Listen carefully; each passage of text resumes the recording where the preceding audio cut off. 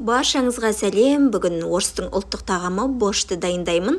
Бұл кешкі асқа таптырмас тағам, өте жеңіл.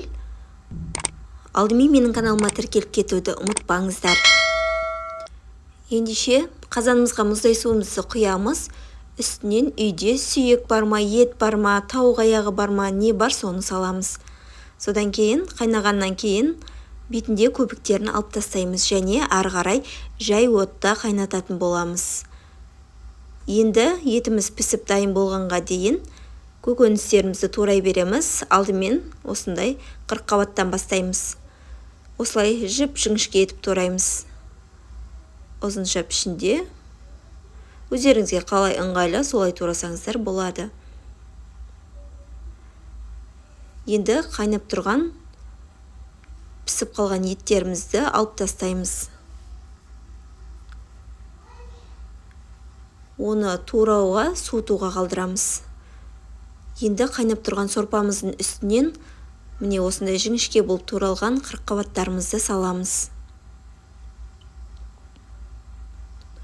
Енді картоптарымызды дайындап, картоптарымызды осындай кубиктап тураймыз. Қатты ұсақтап жібермеңіздер. Меніңше барлығы дайындап біледі деп ойлаймын, бірақ әркімнің өзінің тәсілі бар дайындау. Менде өзімдікімен бөлісейін дедім. Енді сорпамызға картопымызды саламыз. Енді бөлек ыдысқа сұйық май құямыз. Үстінен майымызды қыздырып болғаннан кейін жуамызды саламыз, пиязымызды және сарымсақ саламыз.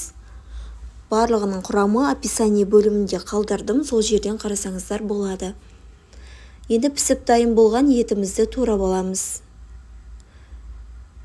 Бұл аралықта біздің пиязымыз бен сарымсағымыз екеуі қуырылады.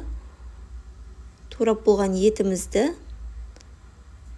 бір шетке ала тұрамыз. Енді сәбізімізді осында терканың үкіштің осында үлкен бөлігінен өткіземіз. Енді мұнағы қуырылған сарымсақ пен пияздың үстіне саламыз. Енді қызылшамызды өткіземіз. Қызылшаның негізгі пайдасы көп, бірақ бізде балалар көп жемейді. Енді оны қуыруға жібереміз. Барлығын жақсылап осылай араластырып аламыз. Үстінен томатымызды саламыз.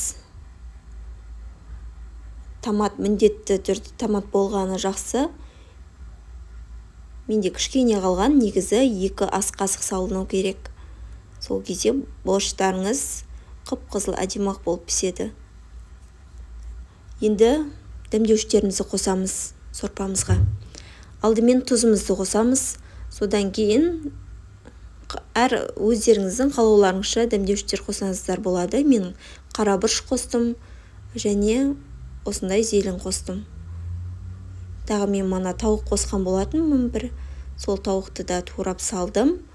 Енді мына қуырылып жатқан қызылша қосылған үстінен осылай сорпамызды құямыз. 3 ожау құямыз. Енді астын бұқтырып, қақпағын жауып қалдырамыз. Бұл әбден пісіп дайын болу керек. Міне бізде осылай сорпасы тартылуы керек. Сол кезде сорпамызға қайтадан қызылшамызды қосатын боламыз. Енді сорпамыздың үстіне салғаннан кейін жақсылап араластырамыз. Араластырып болғаннан кейін астын бұқтырып, қақпағын жауып, жай отта 15-20 минут тағы да қайнататын боламыз. Заправка для борща болса, егерде сіздерде соңында қосып жіберсеңіздер болады. Міне бізде борщымыз пісіп дайын болды. Бетіне майонез немесе көкөністерді қосып, дастарханға тартсаңыздар болады. Барлықтарыңызға ас болсын.